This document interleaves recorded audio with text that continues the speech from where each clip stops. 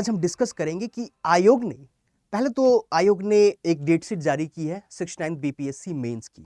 साथ में BPSC mains 69 BPSC mains और 70th मेंस, इन दोनों के लिए काफी राहत दी गई है। अब हम देखेंगे कैसे हम ये बात कह रहे हैं कि कैसे राहत दी गई है बीपीएससी के द्वारा, आयोग के द्वारा, हम उसको डिस्कस करेंगे। इसीलिए आप थंबनेल में देख रहे होंगे क्या लिखा हुआ है कि 69th बीपीएस 69th और 70th बीपीएससी को मिलेगी बड़ी राहत। क्या है ये, क्या बदलाव की गई है बीपीएससी के द्वारा, इसको हम लोग डिस्कस करेंगे। आपके मेंस के लिए काफी इंपॉर्टेंट होगा, क्योंकि अब इसको जानने के बाद आप अपने स्ट्रैटेजी को उसी हिसाब से आप डिजाइन करेंगे कि आप कैसे अपनी प्रिपरेशन को किस तरह से आप प्रिपेयर करें। उस पर भी हम लोग डिस्कस करेंगे कि क्या होना चाहिए, अब आपकी स्ट्रैटेजी कैसी हो कि आप 69 बीपीएससी मेंस क्वालिफाई कर पाएं, या फिर जो 70th की तैयारी कर रहे हैं उनके लिए क्या स्ट्रैटेजी होनी चाहिए, उसको भी हम डिस्कस करेंगे, देखेंगे। ठीक है, चलिए स्टार्ट करते हैं। बिफोर वी बिगन, आप अगर 69 बीपीएससी मेंस की तैयारी कर रहे हैं या 70th बीपीएससी की तैयारी कर रहे हैं, तो आप हमारे टेलीग्राम चैनल को ज्वाइन कर लेंगे। विद्या लाइव ऑफिशियल, ये हमारा टेलीग्राम चैनल है। इस चैनल पे आपको बीपीएससी से रिलेटेड सारी जो सीरीज हमारी चलती है वो आपको मिल जाएगी, उनके पीडीएफ, उनके नोटिफिकेशन, सब कुछ आपको यहाँ पे प्रोवाइड कर दी जाती है। तो देखते हैं क्या चेंजेस की गई है बीपीएससी के द्वारा। तो देखिए, सबसे पहले तो डेट शीट आ गई है। 69 बीपीएससी मेंस की जो भी तैयारी कर रहे हैं उनके लिए आपकी डेट शीट आ चुकी है। कब आपके एग्जाम्स होने हैं अब आपको पता चल चुका है, तो आपकी प्रिपरेशन भी आप वैसे करेंगे। देखिए, तो 3 जनवरी को 3 जनवरी से स्टार्ट हो रहा है। जो टाइमिंग होगा 11 बजे से लेकर 2 बजे तक आपकी परीक्षा की अवधि होगी। जो टाइम होगा 11 से 2 होगा। ठीक है, 3 जनवरी 3 जनवरी से स्टार्ट हो रहा है। सबसे पहला पेपर होगा वो होगा सामान्य हिंदी का पेपर होगा। सेकंड हम बात करें तो 4 जनवरी को सामान्य अध्ययन यानी प्रथम पत्र यानी GS1 की आपकी यहाँ पे GS1 होगा। तो GS1 होगा, आपको पता है कि GS1 और GS2 एक ही साथ लिया जाता था।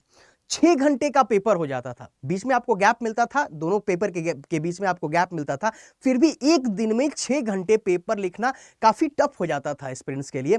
तो आपको यहाँ पे इसे बहुत बड़ी राहत कहेंगे, इसलिए क्योंकि इस टाइम में होता क्या था कि हम एक पेपर देकर के आए, जीएस पेपर 1 दिए और उसके जस्ट बाद जीएस पेपर 2 होता था। कुछ देर का बीच में गैप आपको मिलता है, उसके बाद जीएस पेपर 2 होता है। तो उसमें प्रॉब्लम ये होती है कि हम एग्जॉस्ट हो जाते हैं ऑलरेडी 3 घंटे के पेपर में। और सबसे बड़ी प्रॉब्लम ये होती है कि अगर किसी का 3 घंटे का पहला पेपर खराब हुआ तो ऑटोमेटिक दूसरा पेपर होता है, ये भी इफेक्ट कर जाता है। तो अब यहां पे ऐसा नहीं होगा। आपका ये जो पेपर होगा, एक दिन में एक पेपर, यानी आपको जीएस पेपर 1 आप बहुत इत्मीनान से, बहुत अच्छे ढंग से दे पाएंगे, क्योंकि अब जीएस पेपर 1 और जीएस पेपर 2 दोनों अलग अलग हो गए, दोनों अलग अलग डेज पे हैं। तो आपके लिए ये अच्छा हो गया कि आप एक पेपर को अच्छे से देंगे, एक दिन में एक पेपर को देंगे, फिर नेक्स्ट डे आप दूसरे पेपर को देंगे, तो आप एक अच्छे माइंड से दे पाएंगे, एक फ्रेश माइंड से दूसरा पेपर आप दे पाएंगे।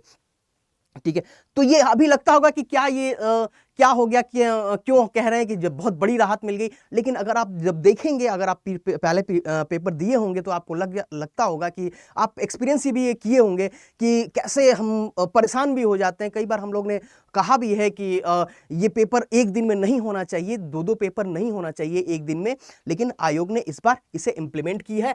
और देखिए, जो जीएस पेपर 2 है, ये जीएस पेपर 2 आपको यानी सामान्य अध्ययन द्वितीय पत्र है, जो जीएस पेपर 2 है, ये 5 जनवरी को है, यानी दोनों अलग अलग। अब यही फॉर्मेट आगे आपके 70th बीपीएससी के लिए भी रहेगा। हम लोग पहले कहते थे कि आप एक दिन में 2 पेपर देने की प्रैक्टिस कीजिए। मैं अभी अपने सारे स्टूडेंट से ये कहता हूं कि आप अगर मेंस की तैयारी कर रहे हैं तो आप एक दिन में 2 मॉक टेस्ट दीजिए, यानी 2 पेपर, एटलीस्ट 2 पेपर को सॉल्व कीजिए। जिस तरह से एग्जाम होते हैं वैसे ही आपको पेपर को सॉल्व करने होंगे, पेपर को लिखना होगा, क्योंकि डिस्क्रिप्टिव पेपर है, आपको बहुत लिखना होता है।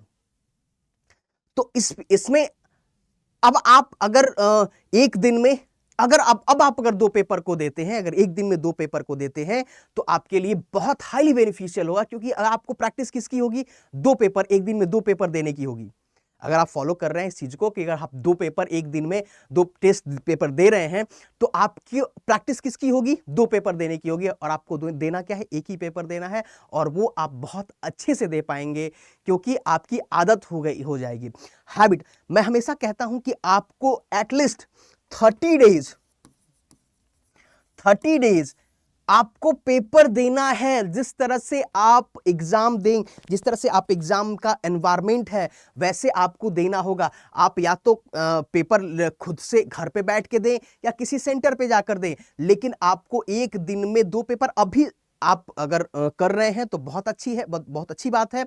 नहीं कर रहे हैं तो कोशिश कीजिए कि आप एक दिन में 2 पेपर दें, एक दिन में 2 पेपर सॉल्व करें, ठीक है, एक दिन में 2 पेपर लिखें ताकि आपकी एक हैबिट बन जाए, लिखने की हैबिट हो। क्योंकि प्रॉब्लम यह है कि कई सारे स्टूडेंट ऐसे होते हैं जो लिख नहीं पाते हैं, पूरा पेपर ही नहीं कर पाते हैं, पेपर छूट जाता है। और यकीन मानिए जिसका पेपर छूट गया उसका सिलेक्शन मुश्किल है, जिसका क्वेश्चन छूटा उसका सिलेक्शन मुश्किल है। अगर आप कंप्लीट पेपर अगर पूरा कंप्लीट कर दिए हैं, अगर आपने पूरा पेपर कंप्लीट किया, थोड़ा सा अगर ऊपर थोड़ा सा कहते हैं ना कि थोड़ा सा आप कम भी लिखें, लेकिन आपने सारे क्वेश्चंस को अटेम्प्ट कर दिए, तो आपके एक बार हम कह सकते हैं कि आपके चांसेस बन जाएंगे, आपके सिलेक्शन के चांसेस बन सकते हैं। लेकिन अगर आपने क्वेश्चन छोड़ा तो आपके सिलेक्शन आपसे दूर हो जाएगा, फिर आपको नेक्स्ट बीपीएससी की तैयारी करनी होगी। अभी आपके पास टाइम है क्योंकि 3 जनवरी से पेपर स्टार्ट हो रहा है, तो 3 जनवरी से पेपर स्टार्ट हो रहा है, तो आपके पास अभी टाइम है। आज हम जब वीडियो बना रहे हैं तो आज 18 दिसंबर है, 18 दिसंबर है। आपके पास अभी से भी आप हर एक दिन कोशिश कीजिए कि 2 पेपर सॉल्व करने का। जैसे एग्जामिनेशन में आप जैसे बैठते हैं, जिस तरह से आपका जो प्रेशर होता है कि मेंटल प्रेशर होता है, सबसे बड़ी चीज एक मेंटल प्रेशर होता है, उस टाइम फ्रेम में आपको उतने क्वेश्चंस को लिखना होता है और अच्छे से लिखना होता है। और अभी टाइम है आपको सिर्फ लिखने का, ज्यादा से ज्यादा लिखने का।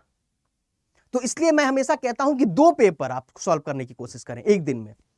यहां आपको बेनिफिट मिल जाएगा जो आपको राहत प्रोवाइड कर दी गई है बीपीएससी के द्वारा।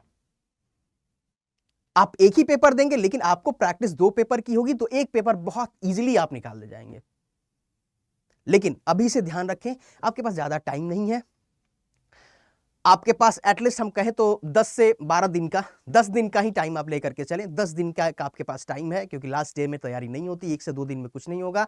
आपको 10 दिन, आप एटलीस्ट 10 डेज अभी आपके पास टाइम है, और अभी तक आप नहीं किए हैं तो आप अभी से 10 डेज आप पेपर को 2 पेपर को एक साथ दें।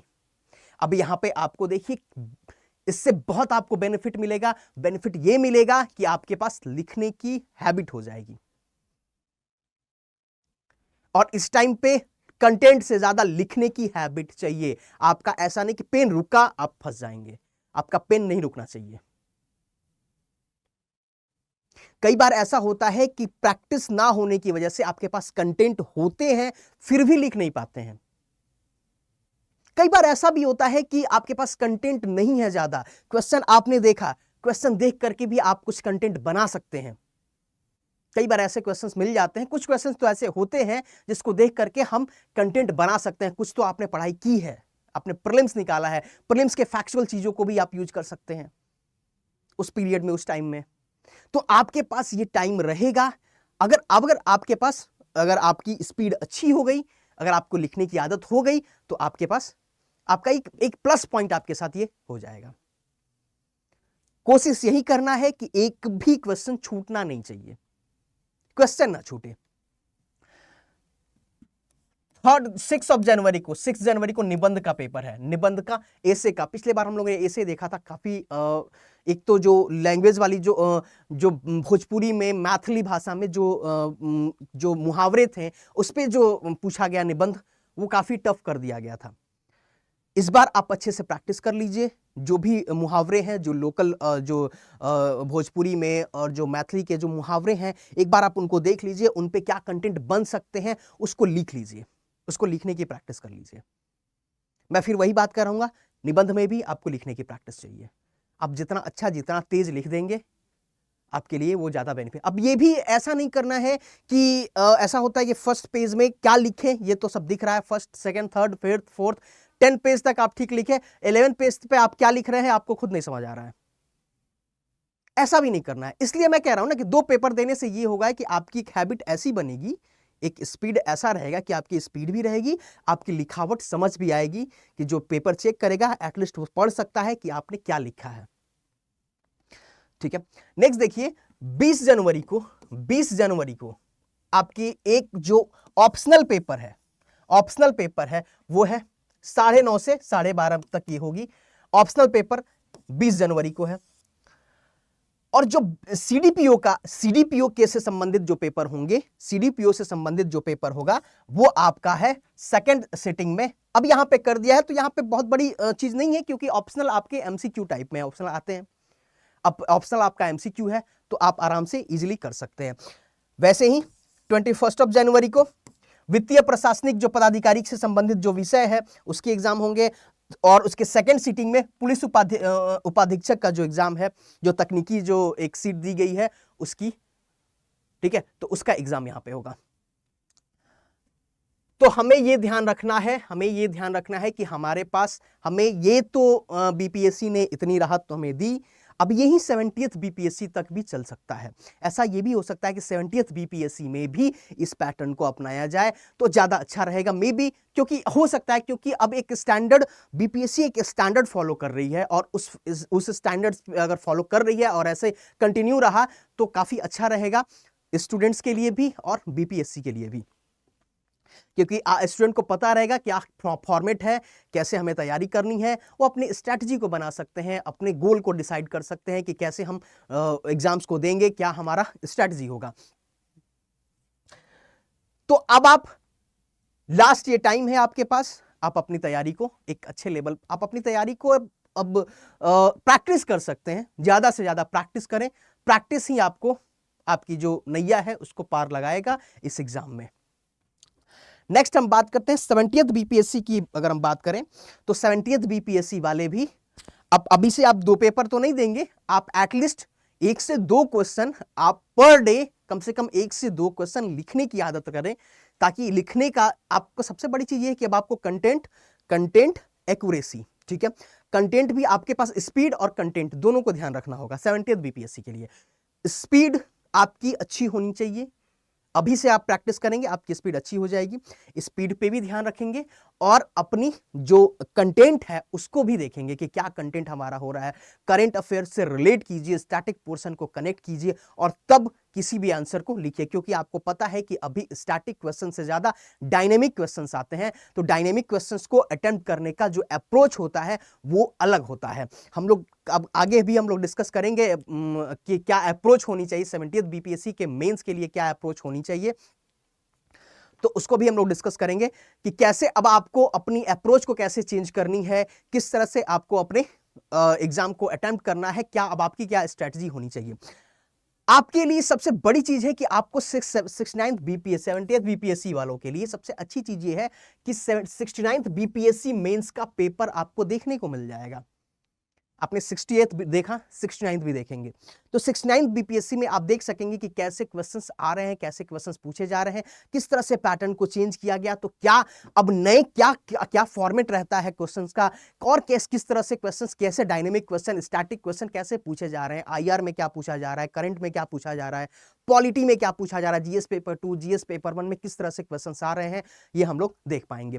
तो 70th बीपीएससी के लिए बहुत अच्छी अपॉर्चुनिटी है, अभी से आप अपनी तैयारी को एक लेवल पर ले जाएं, अभी से अपने तैयारी अगर अब अभी तक की नहीं है, तैयारी स्टार्ट भी नहीं की है, तो आप स्टार्ट कर सकते हैं, स्टार्ट कर दीजिए, क्योंकि अब आपके पास, आपको प्री और मेंस दोनों को पढ़ना है, क्योंकि आप अभी से अगर तैयारी कर रहे हैं तो आप मेंस सिर्फ प्री को टारगेट नहीं करेंगे, प्री और मेंस दोनों को टारगेट करेंगे, ताकि 1 गो में आपका एग्जाम आप क्वालिफाई कर सकें, ठीक है। तो अगर आप 70th बीपीएससी की तैयारी कर रहे हैं तो आप हमारे कोर्स को भी ज्वाइन कर सकते हैं। 70th बीपीएससी के लिए 18 दिसंबर से study IQ PCS pre plus mains live foundation batch. अब लाइव फाउंडेशन के साथ हम क्या लिख रहे हैं, लाइव फाउंडेशन संपूर्ण बैच। तो क्या मतलब है संपूर्ण बैच का? लाइव फाउंडेशन संपूर्ण बैच का मतलब यह है कि यहां पे आपकी तैयारी जो होगी एक जीरो लेवल से लेकर के एक एडवांस लेवल तक की आपको तैयारी कराई जाएगी।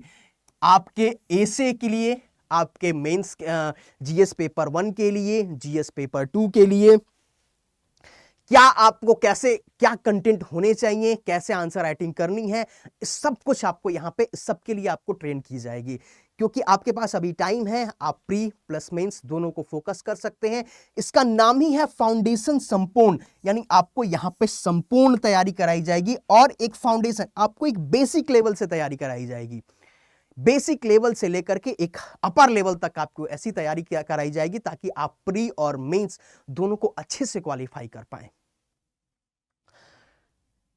नेक्स्ट, ये 18 दिसंबर से ये बैच स्टार्ट हो रहा है और इस बैच की जो एडमिशन जो क्लोज की अगर हम बात कर रहे हैं तो 26 दिसंबर को ये एडमिशन क्लोज हो जाएगा। 26 दिसंबर इस डेट को ये एडमिशन क्लोज हो जाएगा। लेकिन अगर आप 70th PPSC की तैयारी कर रहे हैं तो आप एक चीज ध्यान रखेंगे कि आपके लिए टाइम बहुत प्रीशियस हो चुका है।